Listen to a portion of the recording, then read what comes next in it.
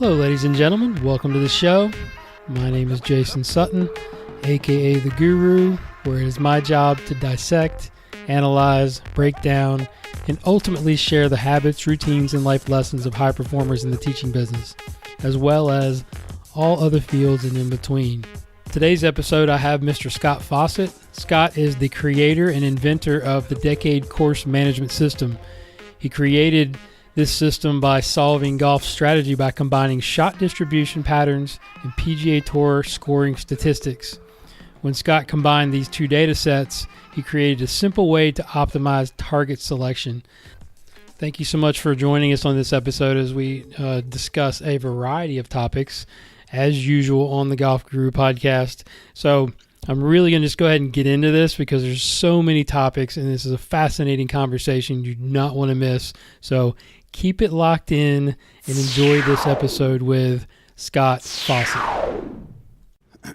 All right, Scott Fawcett, welcome to the show, man. Thanks so much for coming on, taking the time out of your schedule. Super busy schedule, as we know, to be on the Golf Guru show, man. Thanks. Absolutely. Thank you for having me here. Looking forward to chatting. Yeah, of course. You're getting ready to rip some faces tonight at Carmel Country Club with your outstanding decade system, and we'll kind of get into that a little bit. But the first question I want to ask you is, like, how do you feel about pull carts?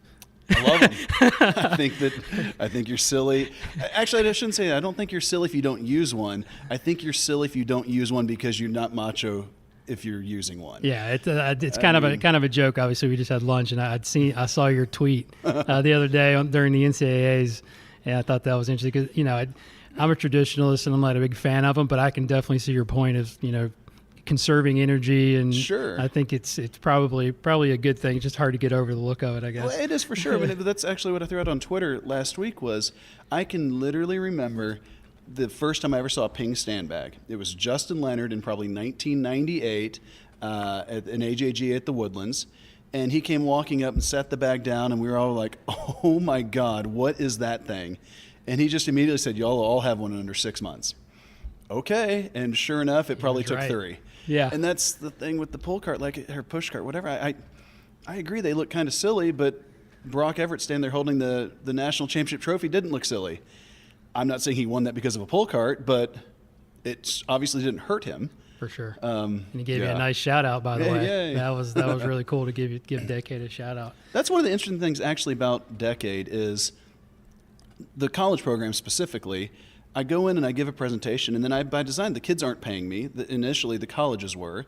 So I didn't hear from them ever again. And so I didn't take that offensively, like they either need to pay me money or I can't talk to them anymore. Mm-hmm. And so, I'm watching this kid, and I'm like, I've got Clemson and some other teams that were right there. I'm not saying who I was or wasn't rooting for, but I had no idea if this kid had thought about the Decade seminar from the day I left or not. And so then just be sitting there watching him win, I'm like, well, that's cool. At least know he sat through it. And then for one of the first things come out of his mouth was, we just kept on referring back to Decade and principles and all this. I was like, well, that's pretty cool. That's really cool. Yeah. So congrats on Bryson. He also sat through the seminar. So you get so many players, and we'll kind of get to that. So let's start with taking everybody back to like the beginning of how it started, and give us a little background about your career, because this is, as we talked about at lunch, is a teacher-to-teacher type vision on this podcast. So I think it's interesting to hear the path that people take. Sure. The nutshell of it is I graduated from A&M with a couple math-related degrees. I played professional golf, with some moderate success, and then I started an electricity company. And then started working with Chris Como, decided to go back and play professional golf again in 2009 and 10. And then I got my amateur status back again in 2013, and that's when Mark Brody's brilliant book, Every Shot Counts, was coming out. And I started realizing that I could take kind of my math background, a bunch of Excel calculations, and all of Mark's strokes gain statistics, and in essence, solve strategy. And I undertook that project for about 6 months, literally just for my own game. I still wanted to win the U.S. Mid-Am and play in the Masters. And, fortunately for me, had an injury that required me to drop out of the tournaments that summer. And as a result, I caddied for Will Zalatoris when he won the Texas A&M and U.S. Junior. And simply because SMU's in Dallas, the SMU coach had told me, man, I don't know what you're telling Will, but if you want to come tell my team, have at it. So I went and worked with them, one of the first teams I worked with, and it's what I threw out on Twitter today. That was 39 months ago, and Bryson at the time was ranked 47th in the world. I mean, he'd already won the Trans-Miss or Southern, one of the two. He's already a great player, but he was playing golf very ignorantly. He said he was firing it at every single pin, and it's just interesting. Like, again, we were talking about at lunch, golf is just a really hard sport to learn how to play, and the best analogy I have is it would be like getting a tennis serve lesson with no net and no lines, and then all of a sudden you're turned out into a match and there's a net and lines and an opponent and you don't know what the heck to do with yourself. And that's kind of the way golf is taught for the most part, because it's on a range and then the kid's expected to figure it out for the most part for himself. And that's not a knock on instructors, it's a knock on parents more than anything. Like, if you want this guy to go spend 4 hours with your kid, well, that's $600. You're going to pay him. Yeah, well, that's silly. I agree. Yeah. So there's got to be a breaking point somewhere, and that's honestly the reason I feel like the Decade Seminar is good, because it's 4 hours of way too much information, but here's everything that you would learn over 20 years. Right. And now you figure out how to take that information and put it into play. Yeah, and I'm excited to share it more with my students too, because it's up to us as the coaches on our side to sort of break it down for them, take them on the course more, and start to implement some of these strategies, because even for the average golfer, and that's another question I have, is do you think average golfers can benefit from Decade? I mean, I think they can, but what's your take on that? It's funny, because I initially I'm not that I would have thought no, but I actually would not have realized how much yes is the right answer.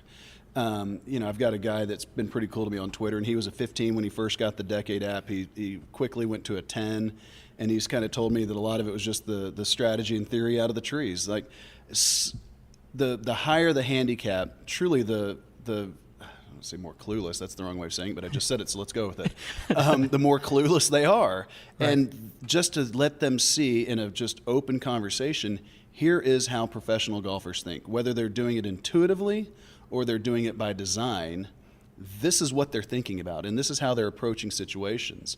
And so for a person like that to just quickly, even though they're shooting 85 or 90,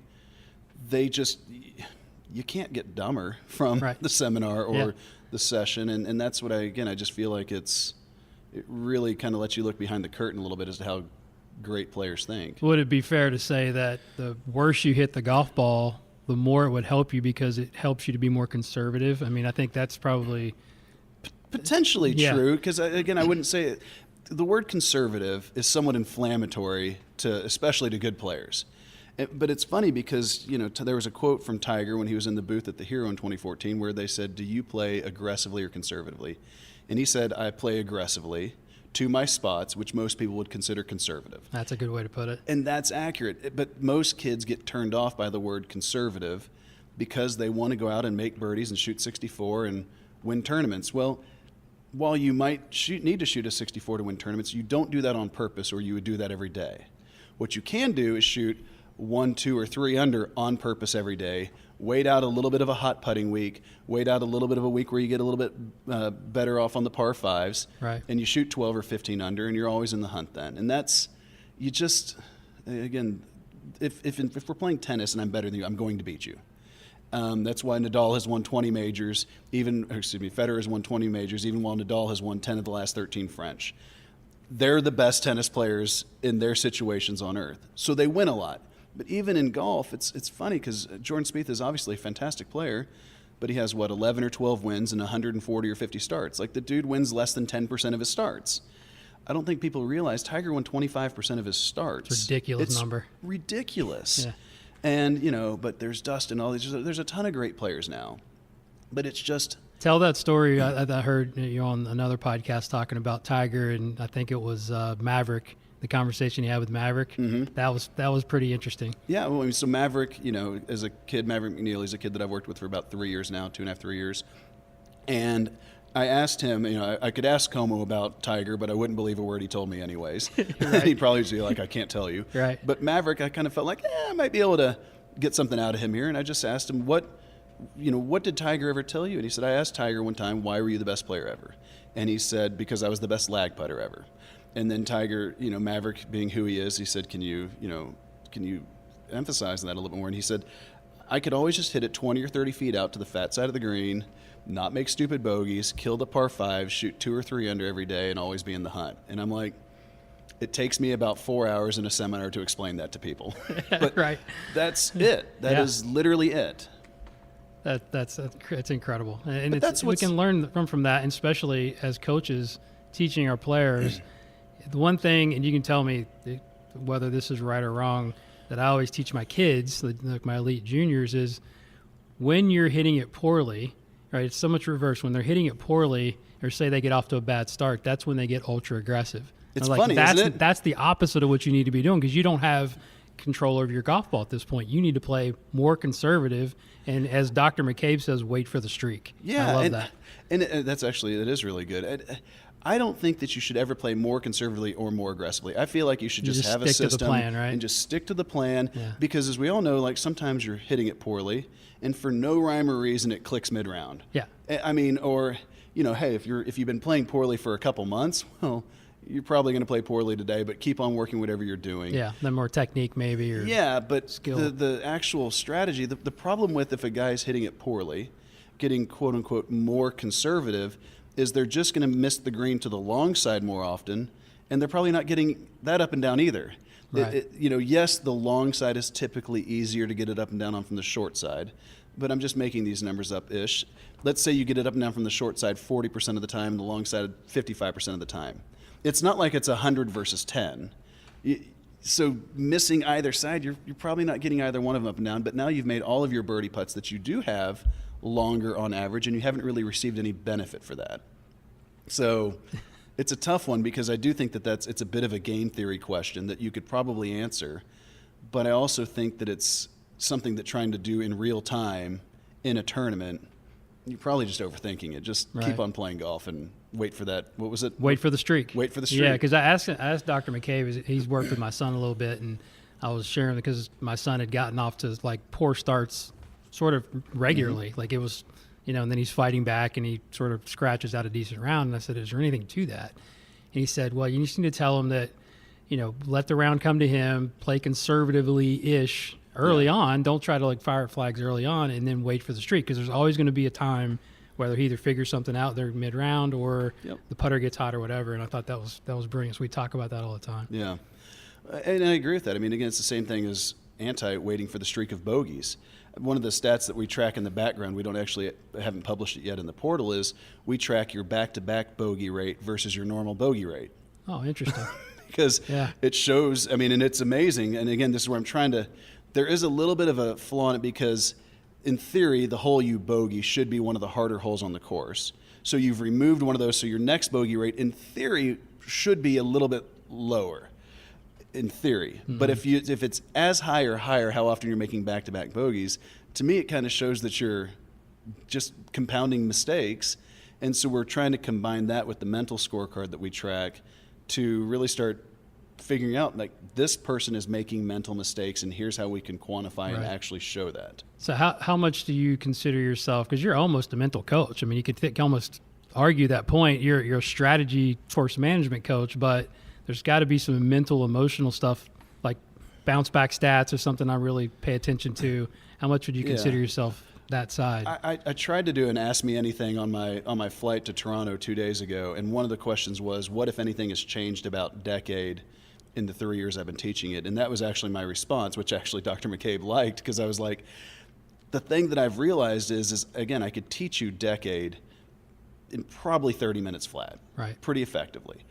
But there's no chance you would have the discipline, the mindset, the psychology to actually implement it without the other 3.5 hours of the seminar, and then honestly without the app to follow up on the ideas, because it is, it's why the second D of decade is discipline. I knew that going into it.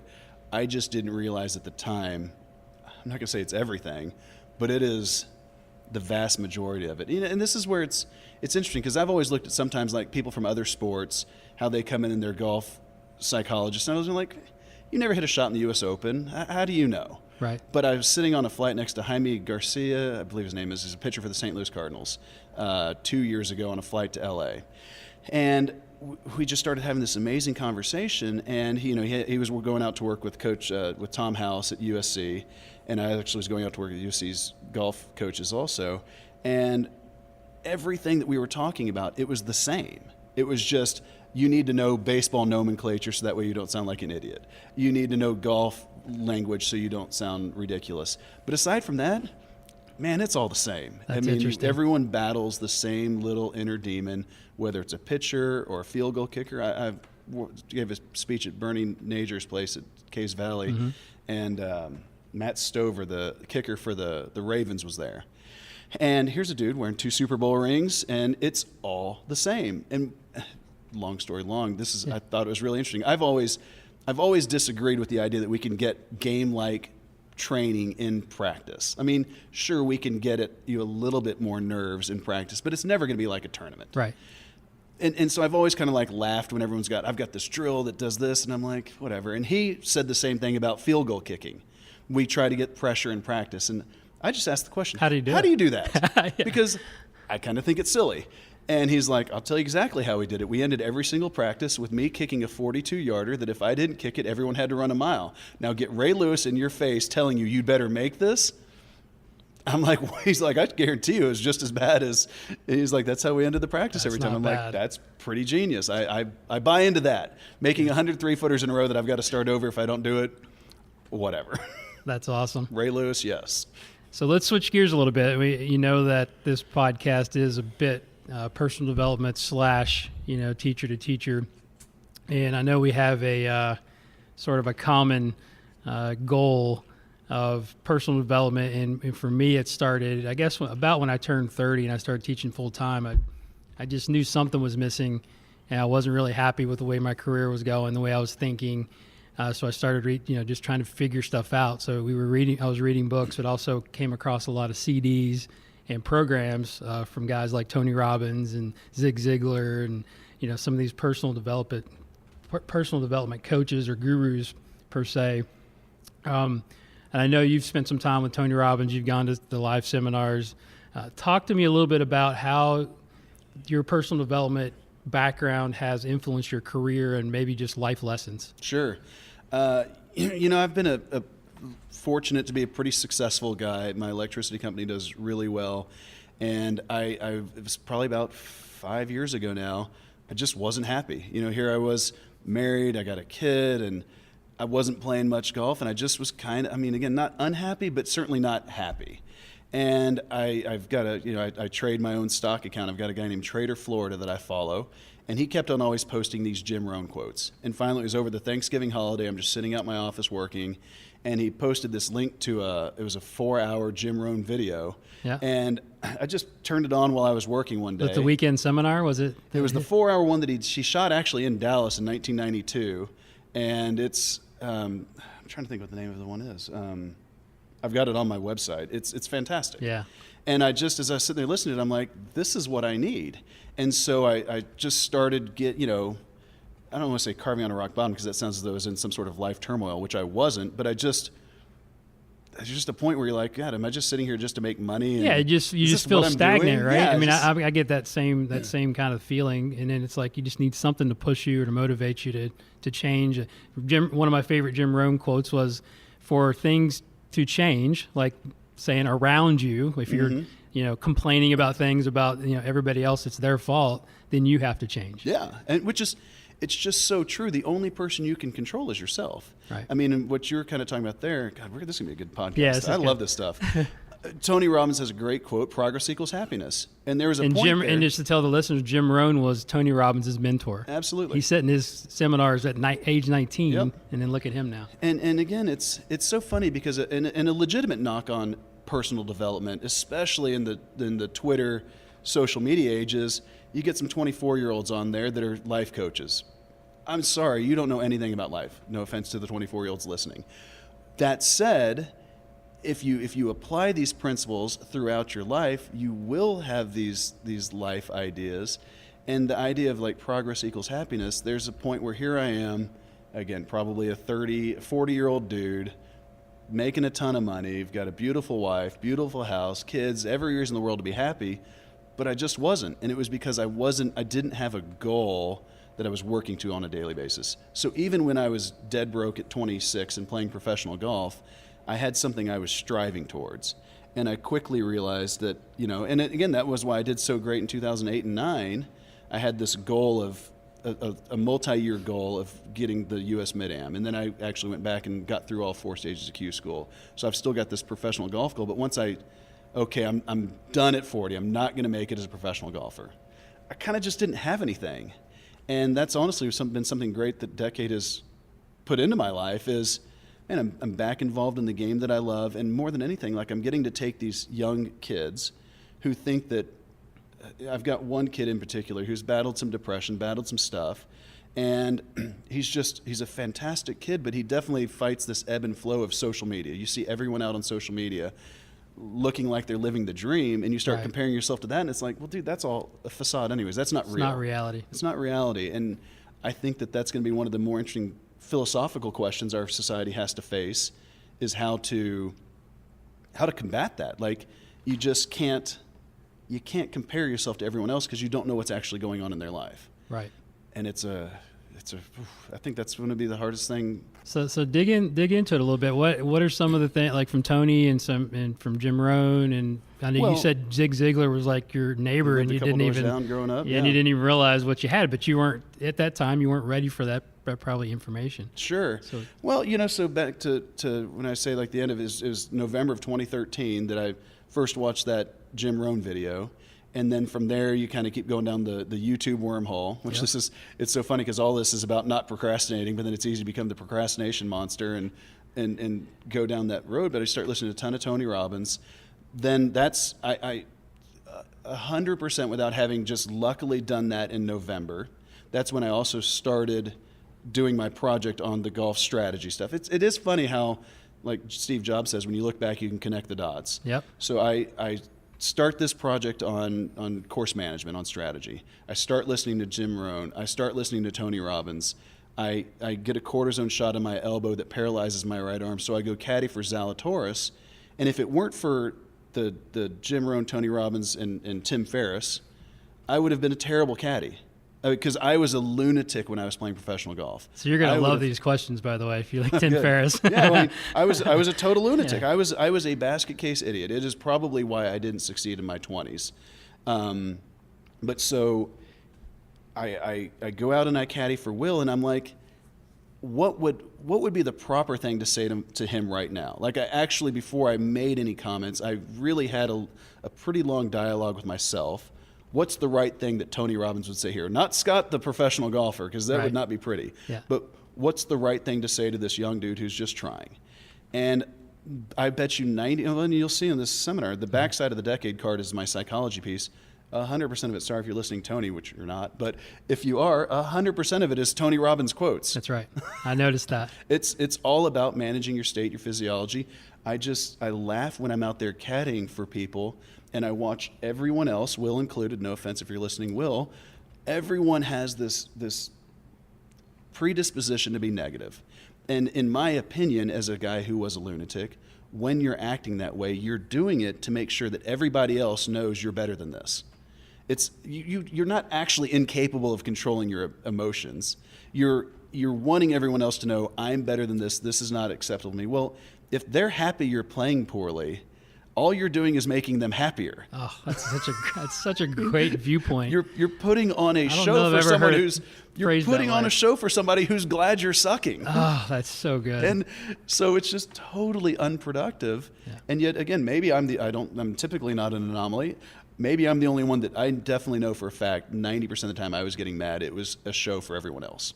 That's so good, because I know when I started on this personal development journey, back when you could actually burn CDs, hopefully nobody will come and arrest me, because I had so much illegal stuff that I was burning off the internet. Now you can't do it, but I would listen to 30 minutes on my way to work every morning, and then 30 minutes on the way home to Jim Rohn or these guys. And even if you're not implementing all of it, it's just such good information. It's I call it bread for the head. Yep. It's just getting positive things that, like you said, are going to move you towards your goals, or just setting goals. It's impossible for it to make you worse. I mean, that's again what I say about like the Decade seminar.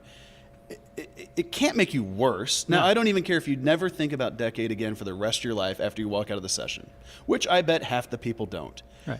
Simply seeing the images and the ideas can't make you worse. Listening to it on a daily basis can't make you worse. Going back to the U.S. Junior, so when I caddied for Zalatoris and he won in Carlton Woods in Houston, we stayed about 40 minutes away from the course. His dad is a real estate guy, so we had a free hotel about 40 minutes away.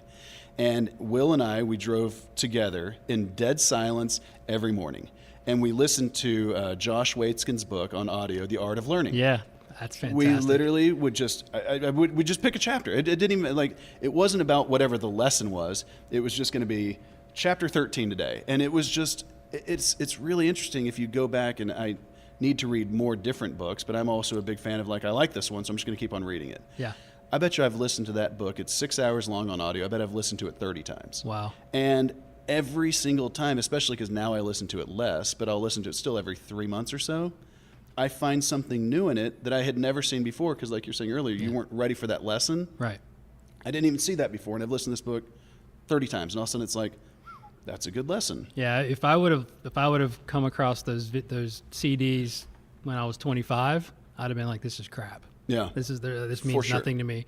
But then when I was 32, and I was like, wow, I really needed to hear this, and this changed my whole state, changed my thinking, and you start doing things. You know, as I always tell everybody, I'm a trained extrovert. I was super shy growing up, never would talk to anybody. I literally almost lost 2 assistant pro jobs just because I was so backwards. Yep. So I've learned to sort of, be the guy that you need to be to be in this profession. And now I love it. Now I'm a people person, and How to Win Friends and Influence People. Yep. Dale Carnegie, that was the first personal development book that I read that sort of, oh, wow, I should maybe start paying attention to other people instead of worrying about myself. Well, and Ego. It's just so true. I mean, if you serve other people, again, it's so cheesy, but it's so true. If you serve other people, you'll get everything you want. And that's where There it is. the knock on self-help is, you're just trying to make money yourself. Like, No. not if it's really coming from your heart. And again, hey, maybe Tony Robbins is the devil. I don't know, but his message is great. Yeah. Sure, he prints money, but you can't hold that against somebody as though they're doing it for money. Right. He has more money than he would ever spend in his entire life. And yet he still goes out and does this thing 150 days a year. Right, because he's trying to help other people. He's trying to help other people. Yeah. Like, I just think it's such a cynical view. And sadly, there's a lot of cynical people out there. I was one of them. I mean, I still am, sadly, but I'm trying to be less. But we're trying to do better, right? Trying to do better. But it's anyone who's got this knock on people, like, you're just being a cynic. And it's not, like people that say it's jealousy or this. Like, I don't think it's jealousy. I think it's just unhappiness. Right. And it's you don't even realize how toxic, when you're making fun of other people or whatever, is to yourself. Tony doesn't care. Like, this is where I mean, again, as you'll see in my seminar later on, I joke around about being arrogant because I do have to drop as many names as possible so the kids can believe in the efficacy of it, to realize, hey, this is what every young dude under 23 that you're hearing about on tour right now, I've worked with them in the past. And it's hard to say that without sounding arrogant. You can do it in person with a smile on your face and be like, hey, watch out, it's raining names, but you can't really pull that off with dialect on Twitter. And so I fully understand what I say a lot rubs people the wrong way. But also, I'm just trying to get young kids to give it a chance. That's right. I mean, that's the goal. All right, so here's a new one, and you may have probably heard this now that you know Tim Ferriss. Oh, God. When's the last time that you cried tears of joy? Tears of joy, soon, recently. I mean, I'm a crybaby, though. It's funny. I actually have always been a crybaby, but I've got dry eye from getting a fingernail in my eye in college basketball, and so my tear ducts are plugged. So as a crybaby, like if I get any sort of tears, here's how lame it is. You're really letting it go. As I was talking, I'm trying to think of what it was. I went to Justin Timberlake last week, and I'm just so proud of myself for actually going. I've been wanting to go for a couple years, and I never finally did. And I finally was like, screw it, I'm going. And so when he comes out, like, I love concerts and live music. And I'm just sitting there. It wasn't like a big cry. Like, I definitely pulled it off where no one knew, but I was like, this is freaking awesome. Yeah. I'm happy. It's like a good movie. So where like, it makes it's you like cry. a little tear. I'm like, Jesus, I'm literally crying at Justin Timberlake as a 44-year-old dude. That is awesome. Are there I any, didn't scream or any anything, other but- times that maybe that you had? I would say the 2 or 3 most powerful ones I can remember personally when I got through, so I entered Q school in 2008 as a 35-year-old amateur with a full-time job. My wife and I go down, I get through first stage, I get through pre-Q, yay, I get through first stage, cool. And we go to second stage, and I'm in the lead group. I'm playing with Robert Gamez and Josh Teeter. We're all tied for the lead through 54, so we're in theory in good shape, but it's not easy. And I play the front nine, maybe even or one over, and then a front comes through on 10, and we're playing at Southern Hills down in Tampa. And it's a hard nine, and when you're like, again, I'm in by 5, but it doesn't take much to, like, a bogey or two, and you're like, oh my God, I'm only in by 3. Well, dude, you're still in by 3. But it was, because it's blowing like 35, it was a grind. And there was just a point where, I'm struggling. And then I hit a sand wedge to about a foot on 16 that kind of gave me, I want to say 2 or 3 shots with 2 to go. And it was just like this point of like, okay, I'm good from here. I can do this. And we get, excited. We get in the car, and as we're pulling out, like, I just lost it. Just literally, we didn't even get out of the parking lot. I had to pull over and just cry. And it was just, I was just excited because, man, it was exhausting. It was an exhausting experience. But then to finally get through second stage, because I missed it second stage 3 times in my 20s, and to finally get through it, it was just like, cool. But then the other 2 definitely was Will when he won the Texas AM. I was going to say, that had to be a good one. Here's a kid that I've watched, have a tough go through his high school years. He is a world beater, but he definitely did not fulfill his promise through high school. And to go out there and help this kid make the hours of blood, sweat, and tears that he put in to help him fulfill it with at least some success. It was so cool. He's crying on the 18th green. I'm crying. We're just like a big sob fest. And then, obviously then the next one from that's the U.S. Junior, where he qualified for the U.S. Junior at 12, 13, 14, and 15. And he didn't qualify at 16, but I remember at 15, I want to say he lost in maybe the 3rd round or something like that. And he came home and he was just very frustrated, mad. And I just told him, I was like, I promise you, and I say that might have been even like 13 or 14. I just told him, I promise you, if you just keep doing what you do, you will win this tournament. I've had to be like maybe 13 or 14 actually, because he had a few tries left. And to actually be able to go there and caddy for him and help him win it. And then from this, not promise, because it's obviously not possible, but I remember telling him, I promise you'll win this golf tournament if you just keep doing what you're doing. You're that good. That's bold. And then to see him do it, it was pretty awesome. That's so awesome. Thank you for sharing that. That's not easy. No. All right. So next one, describe a failure or an apparent failure that has set you up for later success. We may have talked about one already, but if anything that kind of comes to mind. Which one are you talking about there? Well, your elbow, getting hurt actually helped you to basically start your share your information. It's funny, right? because I don't consider getting hurt a failure, and actually because the way I got hurt. It's a bad break or whatever. Bad break. You So call it. I had a tennis elbow, and I got a cortisone shot in my right arm, and the doctor actually paralyzed my right arm the week before the Texas AM. And so, yes, that's a failure or a bad break or whatever. But what about anything else, like a failure in your life, or maybe a tragedy or something that sort of spurred you on to make you better, make you stronger? I don't know. Yeah, boy, because honestly, I feel like I hate saying this, but I feel like all of life is failure. You fail far more than you succeed. 100%. And so I feel like being able to use that as a bridge. And obviously, I assume we'll go at this point at some point. But 3 years ago, my sister's son was undercut in a basketball game, and he got a massive concussion. And then 3 months later, he had another massive concussion in the same spot, and he wound up. He was schizophrenic, most likely, and he wound up in April of 2016 killing my sister, killing his brother, and then killing himself. Yeah. And so, obviously, that's a failure and a massive tragedy.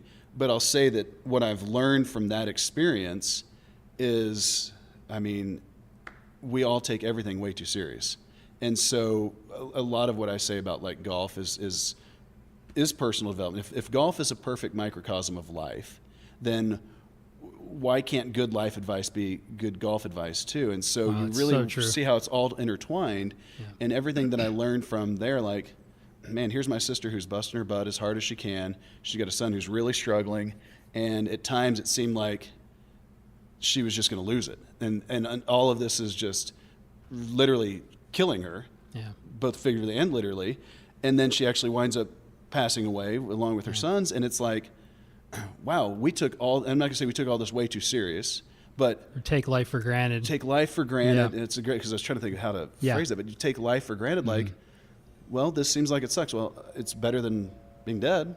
Right. And it helps you kind of keep everything in perspective that this could all end. I mean, you see Bud Colley get into I just heard about that. pretty bad wreck. Like, I hate haven't that. seen any details, but he broke his leg and some ribs and everything. Like, Yeah, it's going to affect his career big time. yeah, I mean, and here's a dude that, well, and again, you just see, Bo Hostler's a perfect example. I mean, here's a dude that a year ago when we first started working together, he had missed 3 or 4 out of the 7 cuts on tour. He's telling me he's not playing bad, and he's not getting it done. Well, teach him some decade, teach him some patience, some discipline, some strategy and everything.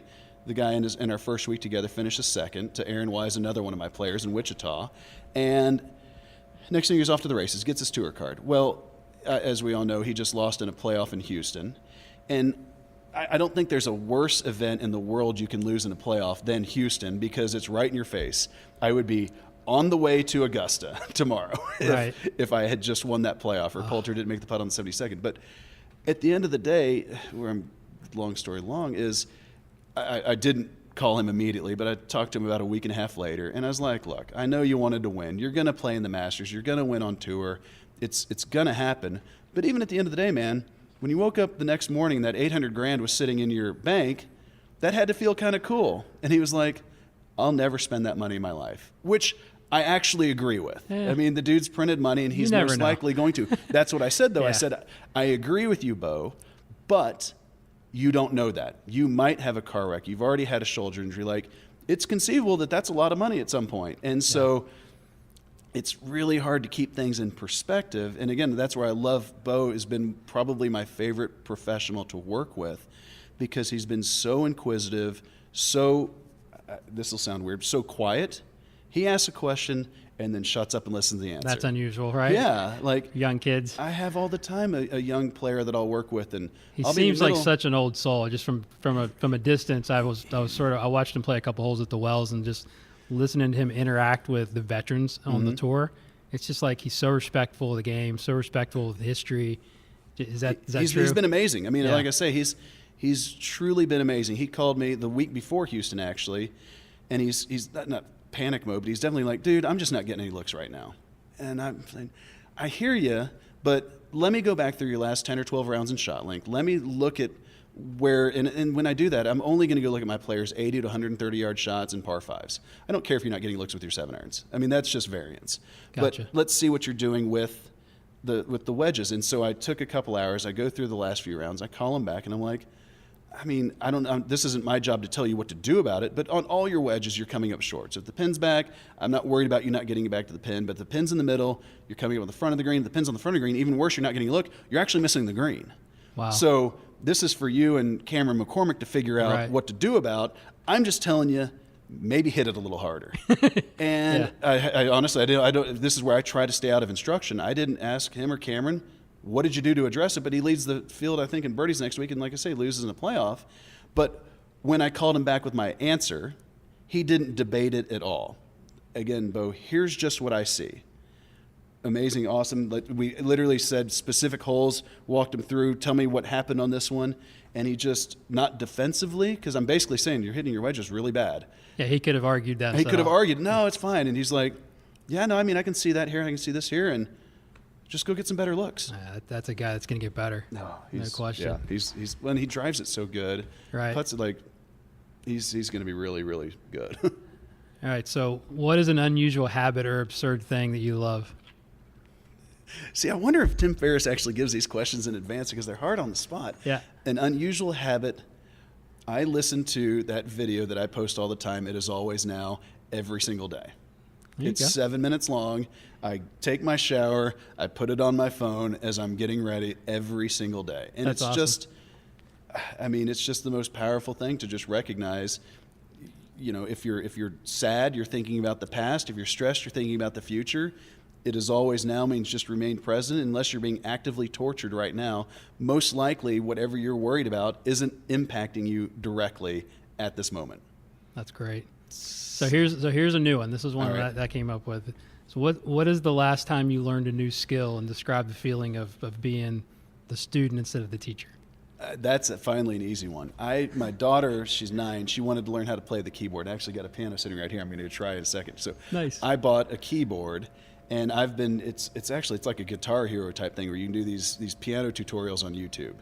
And I am not a musical guy. I'm a math guy. I don't do art. I don't do music. But with this thing where you can just sit there and play along, it's been fun to go to my daughter's lesson and listen to the guy, and then go home and noodle on it myself. But then I found these things, and to actually like take a Linkin Park song, Why Is Everything So Heavy, and actually play it and you can hear it, or Moana, but it's kind of fun because I got a 5-year-old daughter also, and to watch them just be able to make music, it's fantastic. That's great. So I still suck though, don't get me wrong. Well, it's okay. I mean, I think it's good to learn new stuff. So what book or books have you gifted the most, or For sure, The Art of Learning. Okay. Yeah, I mean. And what have been, I guess, what would be your kind of go-tos that have influenced your career, your life the most? You know, the Naval Ravikant's got, I can't think of the names of the books off the top of my head, but it's like Love Yourself. I mean, some of these, they sound so cheesy, but they're just fantastic books. But for sure, anything Tony Robbins. But Josh Waitzkin's The Art of Learning is it's just the staple to me, because with all due respect to golf psychology book writers, most of them, they're not like writers. They're psychologists that I'm going to write a book, a memoir to myself.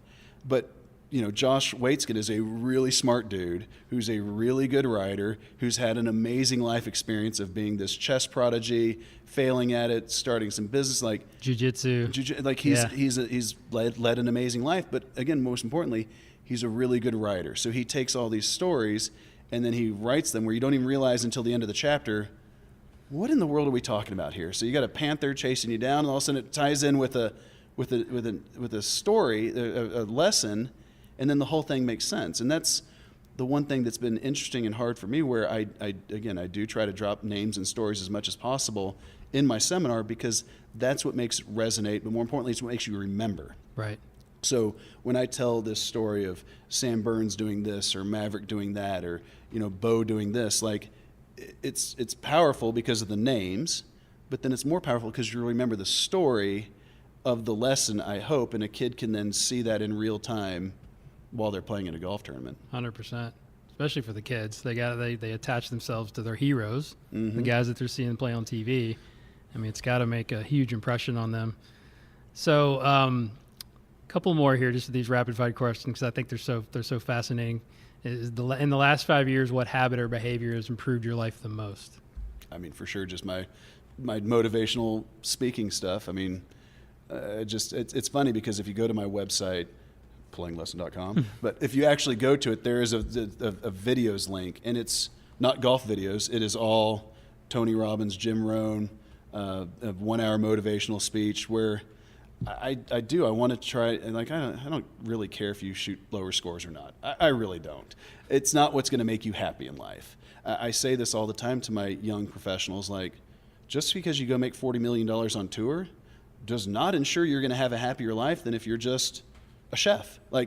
It's not a guarantee, but I do believe that if you can start to frame your brain around what is important, or what, again, I don't even care what you think is important, whatever you think is important. Right. It doesn't matter if it's important to me or not. Maybe being the greatest player in the history of the game is what's going to get it done for you. Perfect.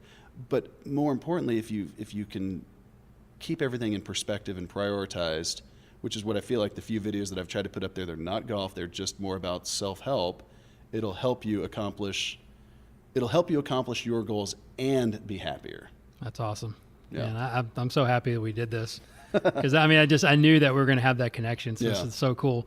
So this is one that I ask all the teachers, but it'll be interesting, your perspective, and it'll be, I don't know, we'll just see where it goes. Right. But it's sort of the same question as Tim Ferriss asked higher learners, but what advice would you give a young, passionate coach, or let's just say even as far back as like a PGM intern that wants to embark on a teaching career? What kind of blueprint or what advice would you give them? ask questions, shut up from a bunch of different people, and then parse the information for yourself. Go to guys who have completely different views of everything. Ask questions. See, I mean, again, this is where it is interesting because it does seem, I'm not saying people are becoming more territorial with their ideas, but they want to sell it to you, which is going to be hard for a young kid to buy. Sure. But there's plenty out there that you can read. There's plenty out there. I mean, would I prefer you buy the Decade app or come to a seminar? Sure, but you can get 80% of the gist from what I've got out there in social media and on YouTube. That's my point, is I want to help everyone as much as I can for free. Sure, if you can, there's more to it, but I'm going to help you a bunch. And I assume that, you know, Michael Finney, as much as he and I argue about everything, but Finney, you, Joe Mayo, like, there's a bunch of great information you can buy out there, even if you want to buy Joe's video for $10. It's an hour of really good information. Right. And so who cares if Joe wants to charge 1,000 people $10 and make 10 grand? That $10 is nothing.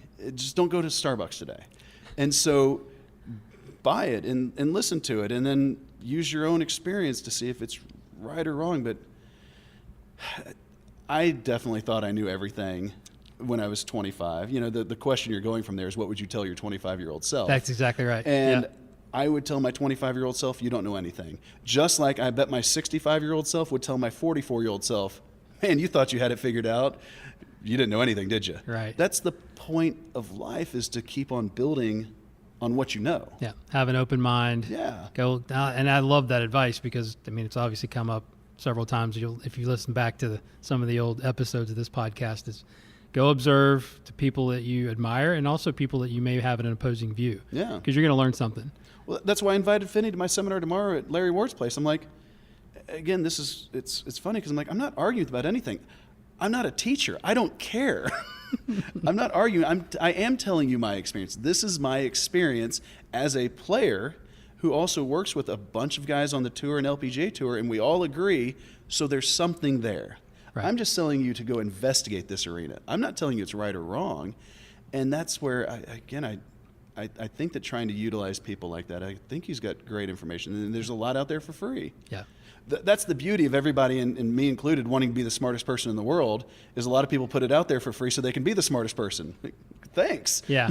Yeah. You want to get patted on the back, but then the opposing and the haters sometimes make you better, because you got to always reevaluate your information and say, okay, let's pick it apart.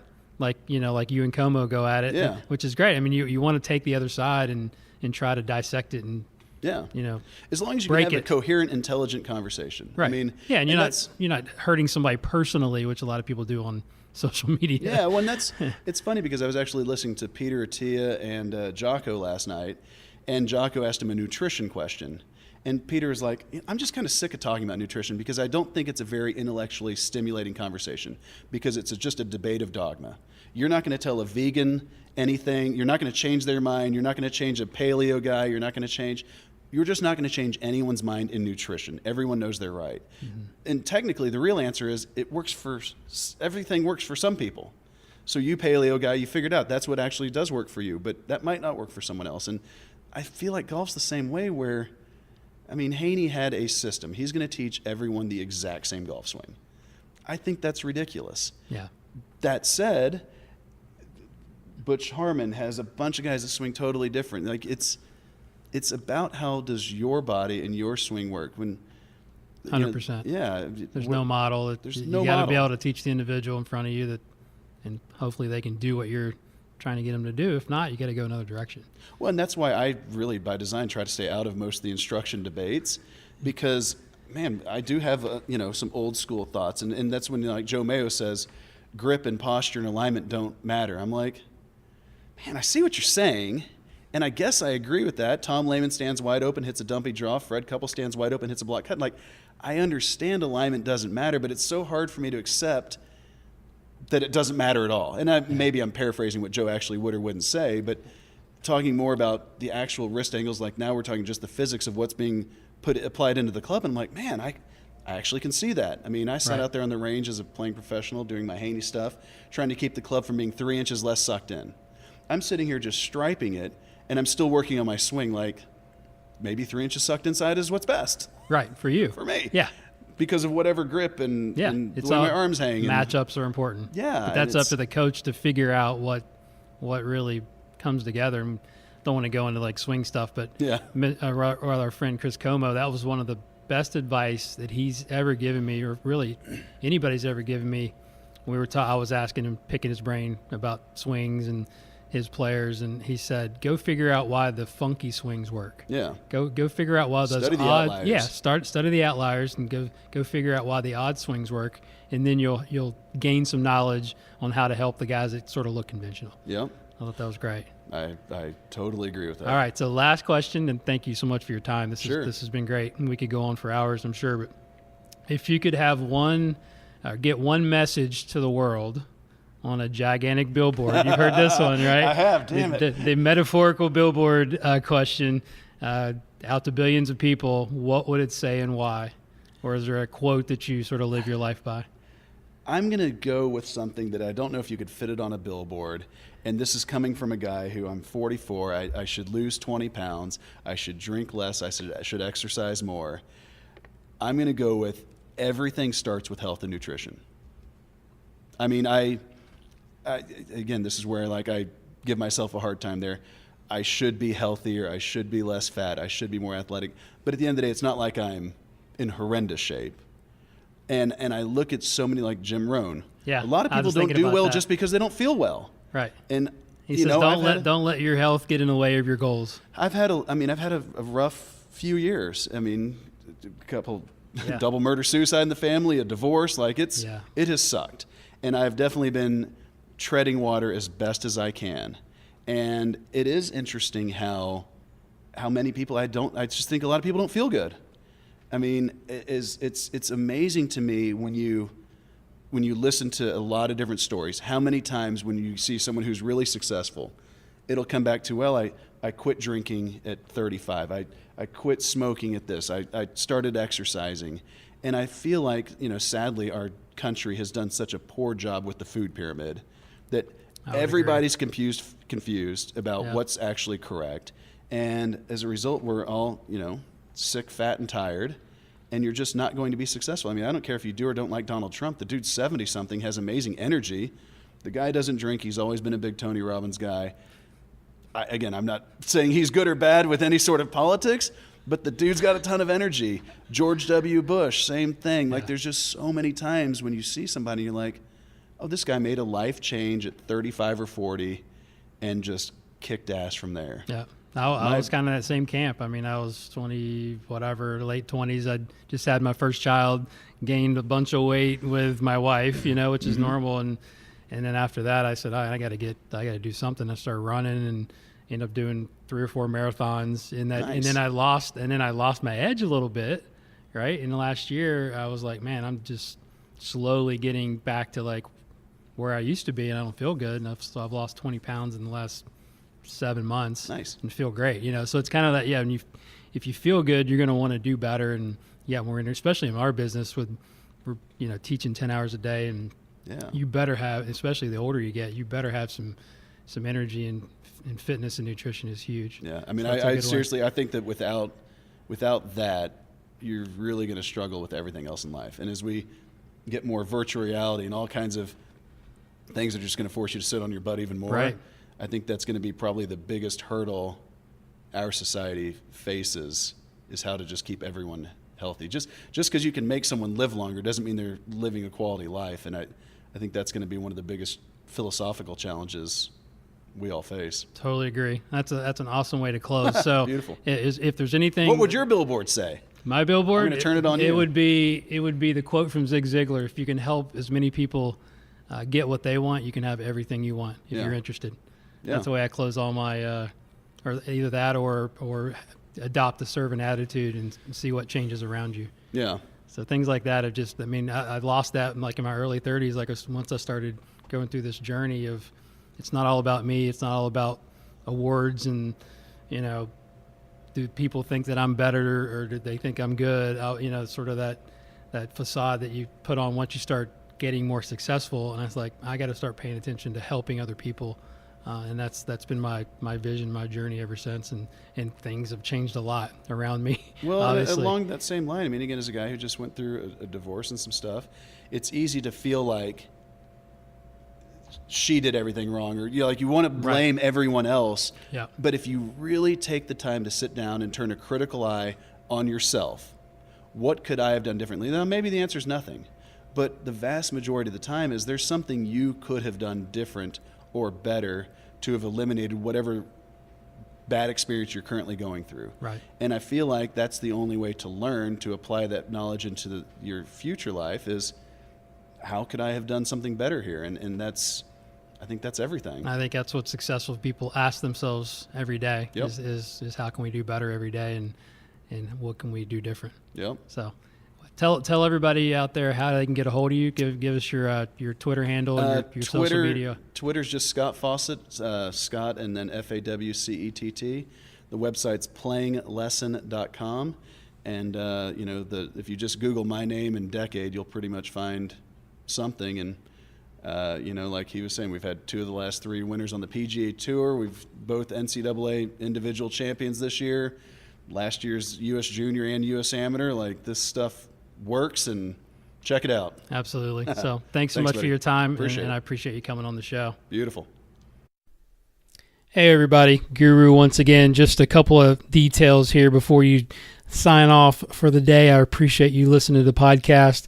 This one was so fire. It was so awesome to catch up with Scott Fawcett and then sit through his 4-hour seminar this evening. Was fantastic. So reach out to Scott at Scott Fawcett on Twitter and Instagram to say thank you, and reach out to myself at Golf Guru TV to give me your number one takeaway from this conversation.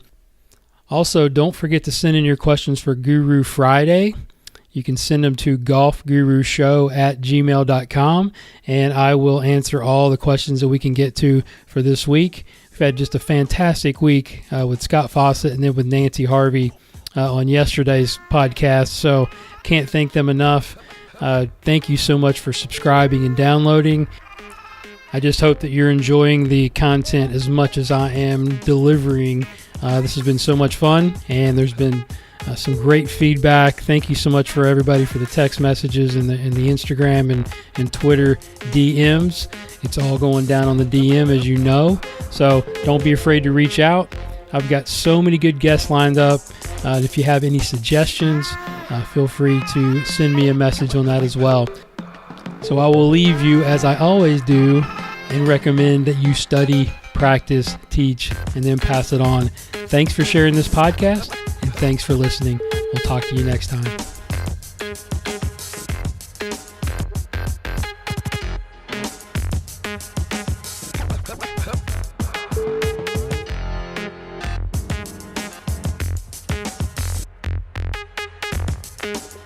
be right back.